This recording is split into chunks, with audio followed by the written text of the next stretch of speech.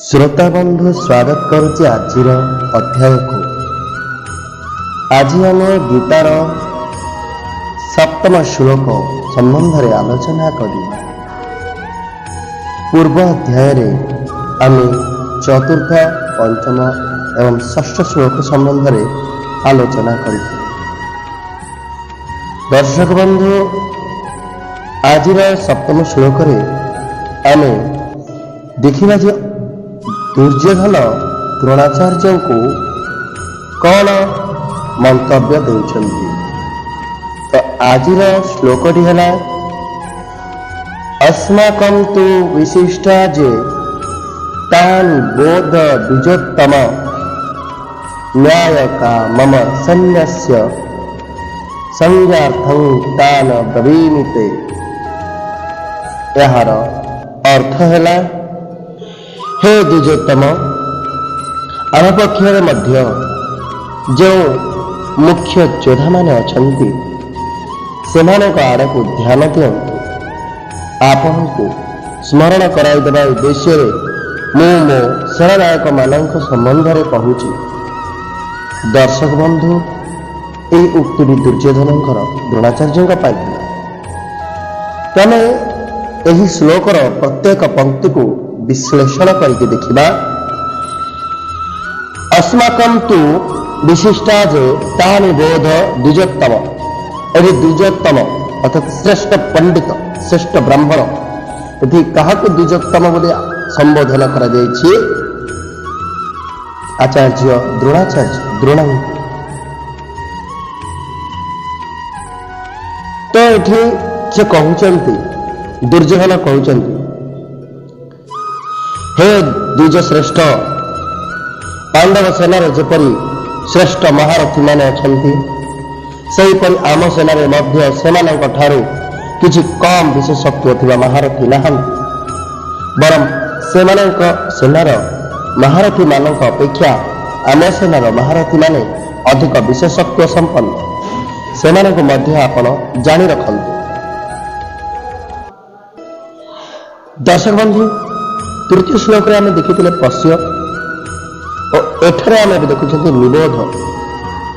ये जो क्रिया प्रयोग कर तात्पर्य हो पांडव सेना कौरव सेना सम्मुख थे तो से देखा दुर्योधन पश्य अर्थात देखते क्रिया प्रयोग कर मात्र निज सेना सम्मुख नथिबारु अर्थात द्रोणक पछपटे थिबारु सेमानकु देखिबा पाए न कही ध्यान देबा पाए दुर्योधन निबोध अर्थात ध्यान दियंतु क्रिया प्रयोग करछन्ति।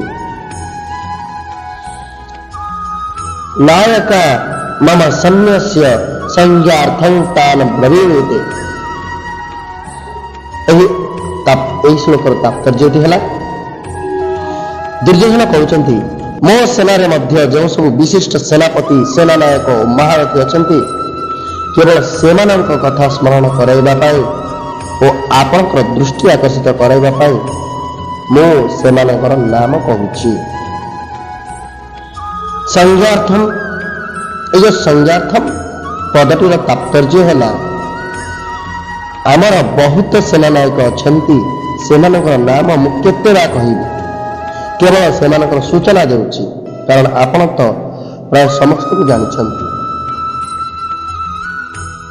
एही श्लोक दुर्योधनकर एपरि भाव प्रतीत होउछि जे आमर सेना मध्य कौनसी प्रकार दुर्बल नहंती तथापि राजनीति दृष्टि शत्रु पक्ष जेते दुर्बल एवं निज पक्ष जेते सबल होइथिले भी शत्रु पक्ष को दुर्बल मन करबा सर्वथा अनुचित एवं निज ठारे उपेक्षा उदासीनता आदि भावना को मध्य स्थान न देवा उचित। अनु सावधान हेबा पाए मु सेमानकर सेना विषय एवं वर्तमान आम सेना विषय कहूँ। दर्शक बंधु द्वितीय भावटी है पांडवों सेना को देखि दुर्योधन उपरे बहुत प्रभाव पड़ा एवं तांक मन में भी किसी भय भी जाते है कारण संख्यार कम होते पांडव पक्षर अनेक धर्मात्मा एवं ସ୍ୱୟଂ ଭଗବାନ ବି ଥିଲେ। ଯେଉଁ ପକ୍ଷରେ ଧର୍ମ ଓ ଭଗବାନ ରହନ୍ତି ତାହାର ସମସ୍ତଙ୍କ ଉପରେ ପ୍ରଭାବ ପଡ଼େ। ଅତ୍ୟନ୍ତ ପାପୀ ଓ ଅତ୍ୟନ୍ତ ଦୁଷ୍ଟ ବ୍ୟକ୍ତି ଉପରେ ମଧ୍ୟ ତାହାର ପ୍ରଭାବ ପଡ଼େ। କେବଳ ସେତିକି ନୁହେଁ, ପଶୁପକ୍ଷୀ ବୃକ୍ଷଲତା ଆଦି ଉପରେ ମଧ୍ୟ ତାହାର ପ୍ରଭାବ ପଡ଼େ। ଏହାର କାରଣ ଧର୍ମ ଓ ଭଗବାନ ନିତ୍ୟ। ଯେତେ ଉଚ୍ଚତର ଭୌତିକ ଶକ୍ତି ହୋଇଥିଲେ ବି ତାହା ଅନିତ୍ୟ। ଏଥିପାଇଁ ଦୁର୍ଯ୍ୟୋଧନଙ୍କ ଉପରେ ପାଣ୍ଡବ ସେନାର ଖୁବ୍ ପ୍ରଭାବ ପଡ଼ିଥାଏ। ମାତ୍ର ତାଙ୍କ ଅନ୍ତରରେ ମୁଖ୍ୟ ରୂପେ ଭୌତିକ ବଳର ବିଶ୍ୱାସ ଥିବାରୁ ସେ ଦ୍ରୋଣାଚାର୍ଯ୍ୟଙ୍କ ହୃଦୟରେ ବିଶ୍ୱାସ ଜନ୍ମାଇବା ପାଇଁ କହିଛନ୍ତି ଯେ ଆମ ପକ୍ଷରେ ଯେତେ ବିଶେଷତ୍ୱ ଅଛି ପାଣ୍ଡବଙ୍କ ସେନାରେ ସେତେ ନାହିଁ। ଏଣୁ ଆମେ ସେମାନଙ୍କ ଉପରେ ସହଜରେ ବିଜୟୀ ହୋଇପାରିବା। ତ ଦର୍ଶକ ବନ୍ଧୁ, ଏହା ଥିଲା ସପ୍ତମ ଶ୍ଲୋକର ସମ୍ପୂର୍ଣ୍ଣ ଭାବାର୍ଥ।